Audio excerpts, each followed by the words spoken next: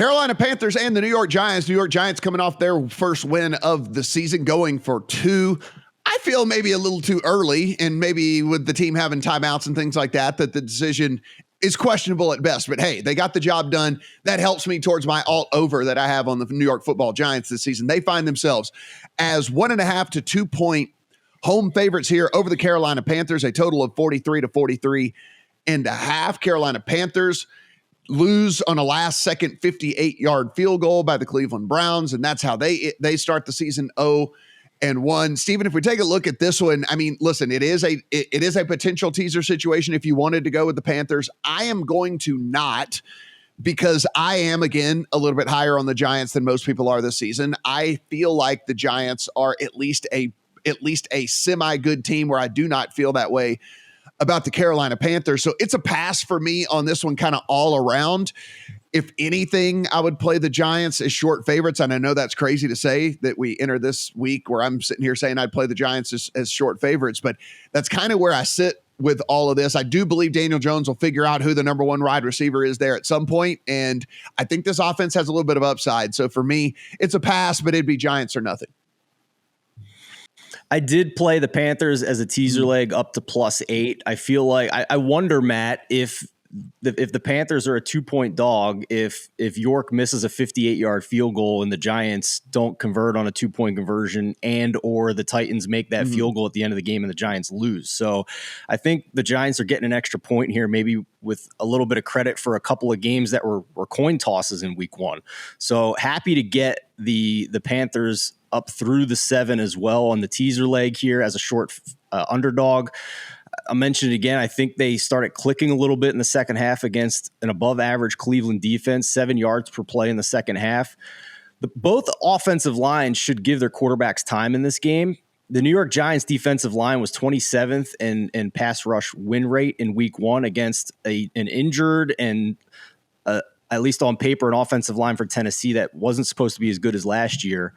And as of right now, Thibodeau and Ojulari, most importantly for the Giants, are still limited participants in practice this week.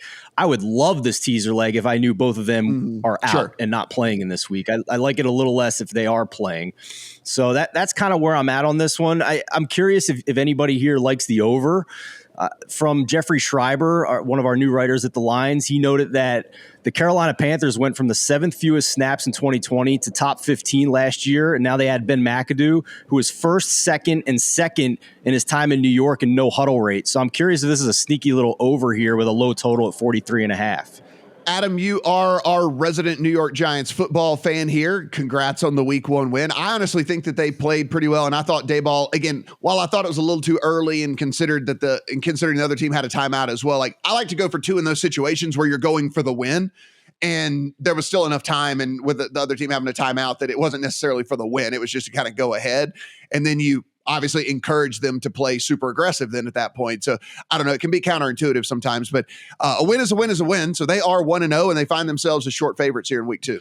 A win is a win. And as much as you and I, Matt, are devotees of analytical numbers and the probabilities didn't necessarily back Brian Daboll, here's why I like that choice. And here's what I think it says about playing this game this week.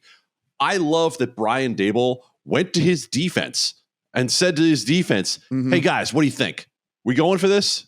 And the defense said to him, yeah, we're going for this. And you know what? They held it to the point where Randy Bullock had to make a long field goal. Randy Bullock didn't make a long field goal. And what do I like about that? I like the fact that Brian Daboll has shown that he's going to be aggressive, right? Not necessarily he's going to read the chart every time, but he's going to be aggressive. And I think that's going to give the Giants more opportunities to win ball games in the long run. Now, this particular game this week with the Giants laying less than a field goal at home, I'm going to pass on this game entirely for a couple of reasons.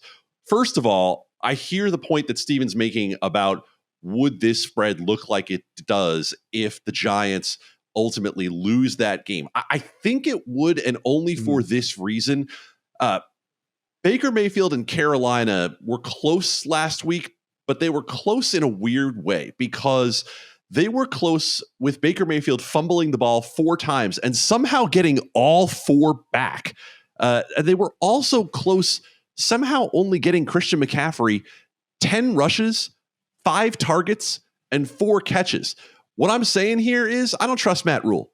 And I don't trust what's going on in Carolina. And so I think the teaser leg looks pretty obvious in terms of getting those points. The reason I don't love the over is because I watched Daniel Jones last week.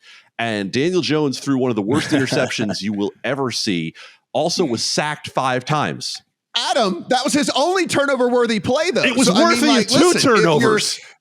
If we're looking at the upside here, I mean, like as a guy who's followed Daniel Jones here for the last week, if he only has one turnover worthy play in a game, that's got to be looking in the right direction. It is running in the right direction, I think. And speaking of running in the right direction, see what I did there? Saquon Barkley looked back last week. Goes for 164 yards. And even if you take the long run out of it, he basically went 17 for 100, which is still pretty good for Saquon Barkley. And I think Brian Daboll, even though he comes from the Buffalo offense of wanting to throw the ball more often, I think he also is going to be realistic about who Daniel Jones is and what their chances of winning are. And their chances of winning is looking at Carolina from last week, seeing the fact that they couldn't stop Cleveland on the ground as they went for more than 200 yards and keeping the ball on the ground. So I think the Giants are going to want to run this ball in this game. That's what would get me off playing the total in terms of looking at that low total and saying over. Matt, that's what I was very curious about coming into the season, right? Because we talked about how pass-heavy Daboll was in Buffalo, but would he try and force that onto a roster that doesn't really fit that and a quarterback? We saw the opposite, right, in week 1. This is a coach that has shown us evidence to tailor his offense around what personnel he has. 32 rush attempts in week 1 to only 21 pass attempts. I agree with Adam. That shows very positive signs for me. Another check in the right column for Brian Daboll.